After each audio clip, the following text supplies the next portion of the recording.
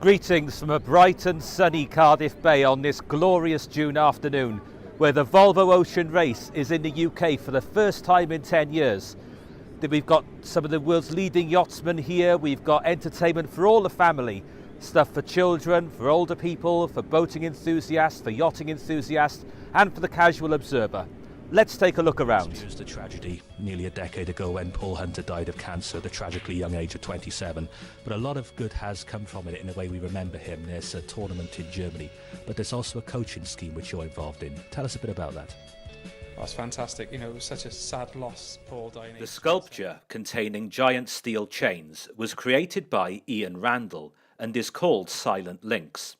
It was put in place at the highest point of the park when it opened back in 2000, and the steel has been allowed to rust, to let nature take its course. A lot of people that do a lot of sport, they're putting so much more pressure on their heart. They take lots of energy drinks and, you know, they think they're really fit and healthy, and they just don't know. Completely undetected. I mean, I'm now 34 and my grandfather died very suddenly when he was 43. I never knew him. I'm less than a decade off that age now, so it's better to be safe than sorry. So I'm very glad to be here. Well, this is an attractive, well-presented, newly renovated flat with sea views both here in the living room and in the bedroom next door. We're only a short walk away from Barry Island Fun Fair, Barry Railway Station, and a short little drive away from the local Morrisons and Asda stores. So who would this property suit? Well, for a young couple without children, if they're looking for a living room, kitchen, bathroom and a generously sized bedroom, this property is probably ideal for them. It's also a useful buy-to-let opportunity for the investor. The whole procedure was painless and took just a few moments. It's as simple as that. That's your ECG done. Fantastic. This is a bit we enjoy now. She's enjoying this bit a bit too much, I think. Well, almost painless. I think Sally quite likes pulling plasters off hairy-chested chaps like me. Immediately after the scan, Dr. Chandra Murugasan talked me through the results. This is an extraordinary situation we're in tonight, a pub packed full of county and local dart players. It's a huge league, this. Is this a normal Wednesday evening for you? Yeah, it's a normal Wednesday. Over the course of the last few years, defibrillators have become an increasingly common sight in hotels, bars and leisure centres all around the UK, and they really do save lives. Without the aid of a defibrillator, the odds of you surviving a cardiac arrest outside of a hospital environment are only around 3 to 5%. But if there's a defibrillator around, those odds increase to an astonishing 55%.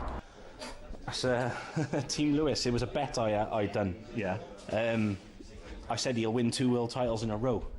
And they said, no, you won't. I said, if he does, I'll have his name tattooed on my hand. And I did. So that's there for life now? It's there for life. After years of hard work, Keishan's dream of earning a place on the professional tour finally came true at the end of May, when he made it through Q School, becoming one of just 12 players from a field of 202 to earn places among the game's elite. Professional snooker has undergone a major revolution since Barry Hearn became chairman of the game's commercial arm in late 2009, with annual prize money increasing from £3.5 million to an astonishing £14 million.